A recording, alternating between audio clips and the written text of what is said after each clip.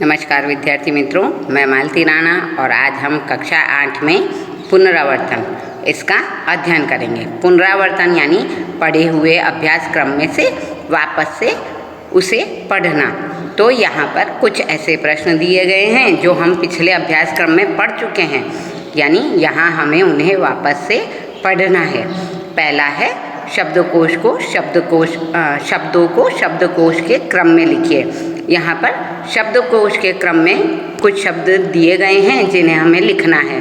शब्द हैं राष्ट्रभाषा, थोड़ा, निशा, फल, पेट, गृह, सूर्य, आकार और समीक्षा। तो इन शब्दों को हमें शब्दकोश के क्रम के अनुसार लिखने हैं। शब्दकोश आपने पढ़े ही हैं। व्यंजन जो लिखे जाते हैं वो शब्दकोश के क्रम के अनुसार होते हैं। तो यहाँ पहला है आकार, फिर गृह, थोड़ा, निशा, पेट, फल, राष्ट्रभाषा, समीक्षा और सूर्य। तो इस प्रकार हमने इन शब्दों को शब्दकोश के क्रम के अनुसार लिख दिया है। अब हमें अगला प्रश्न कह रहा है निम्नलिखित शब्दों का लिंग परिवर्तन करके इनका वाक्य में प्रयोग कीजिए। लिंग परिवर्तन करना यानी लिंग ऐसे शब्द जिनसे पुरुष जाति या स्त्री जाति का बोध होता हो उन्हें लिंग कहा जाता है। लिंग दो प्रकार के होते हैं, पुल्लिंग और स्त्रीलिंग।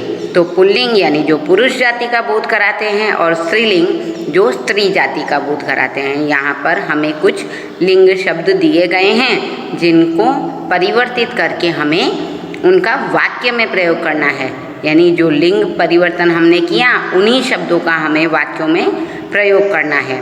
तो पहला शब्द है युवक। युवक शब्द का लिंग परिवर्तन होगा युवती, और युवती को लेकर अब हमें वाक्य बनाना है। तो वाक्य कुछ इस प्रकार से है कि विद्यालय के पास एक युवती खड़ी थी। युवक से युवती और युवती का वाक्य है विद्यालय के पास एक युवती खड़ी थी। दूसरा है पंडित। पंडित शब्द पुल्लिंग है और इसका स्त्रीलिंग शब्द हुआ पंडिताइन। तो पंडिताइन शब्द को हमें वाक्य में प्रयोग करना है। इसका वाक्य कुछ इस प्रकार से है कि कल पंडिताइन ने मंदिर में पूजा की। तो वाक्य बना कल पंडिताइन ने मंदिर में पूजा की। अब तीसरा शब्द है छात्र। छात्र पुल्लिंग शब्द है, इसका स्त्रीलिंग शब्द बना छात्रा। तो अब छात्रा का हमें वाक्य में प्रयोग करना है। तो इसका वाक्य कुछ इस प्रकार से बना कि तुम कौन सी कक्षा की छात्रा हो। यहाँ यह प्रश्न पूछा गया है।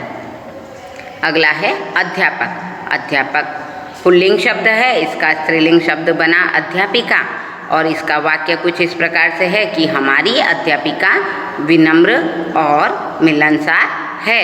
तो यहाँ अध्यापिका शब्द का हमने वाक्य में प्रयोग किया। पांचवा है डॉक्टर। डॉक्टर का स्त्रीलिंग शब्द बना डॉक्टरनी।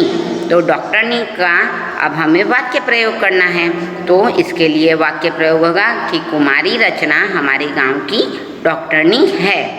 माली। माली शब्द का स्त्रीलिंग शब्द होगा मालिन।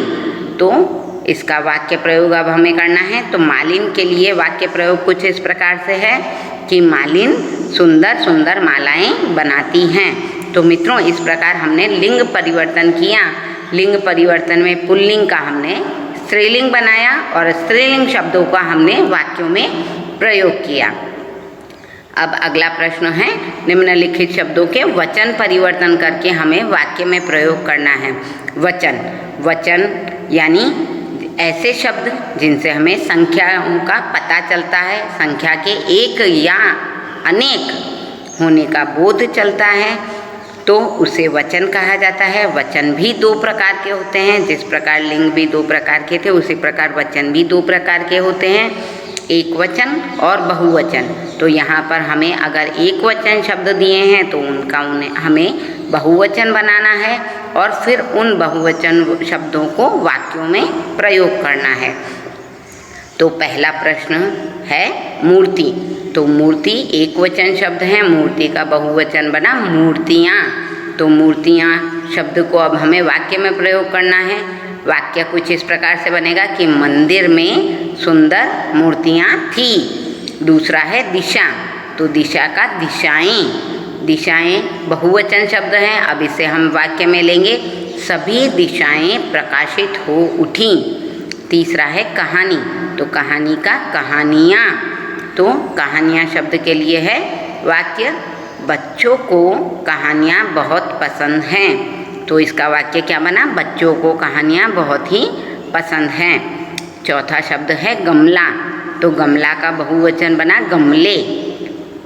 गमले के लिए वाक्य है, छत पर फूलों के कई गमले रखे हुए हैं, यानी छत पर छोटा सा बगीचा बना दिया गया है जिसमें फूलों के कई गमले रख दिए। तो इस प्रकार हमने इन वचन परिवर्तनों का वाक्य में प्रयोग किया है। अब अगला शब्द है, निम्नलिखित शब्दों में उचित उपसर्ग अथवा प्रत्यय जोड़ते हुए नए शब्द बनाइए। उपसर्ग, सबसे पहले हम पढ़ते हैं उपसर्ग। तो उपसर्ग यानी ऐसे शब्द जो मूल शब्द के आगे लगकर उसके अर्थ में परिवर्तन कर देते हैं, और प्रत्यय यानी ऐसे शब्द जो पीछे लगते हैं और उसके अर्थ में परिवर्तन कर देते हैं। तो यहाँ पर उपसर्ग यानी आगे लगने वाले शब्द और प्रत्यय यानी पीछे लगने वाले शब्द।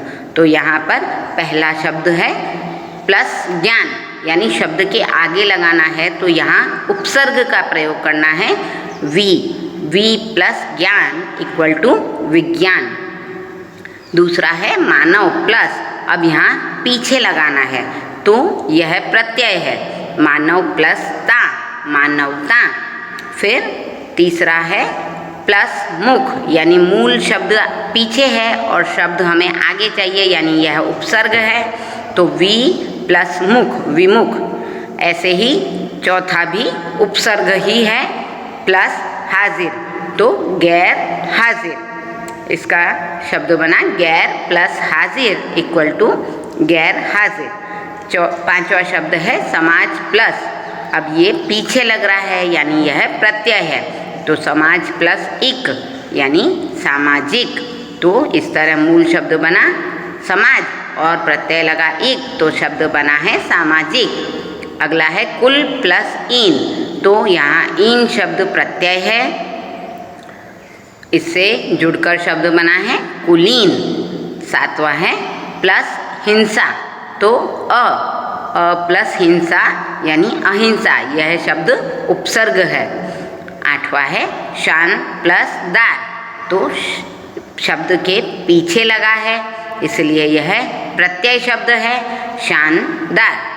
तो मित्रों, इस तरह हमने उपसर्ग और प्रत्यय यानी मूल शब्द के आगे लगने वाले शब्द उपसर्ग और मूल शब्द के पीछे लगने वाले शब्द प्रत्यय, तो इस प्रकार हमने उपसर्ग और प्रत्ययों की सहायता से नए शब्द बनाए। तो मित्रों, अब आपको पुनरावर्तन अच्छी तरह से समझ में आ गया होगा। धन्यवाद।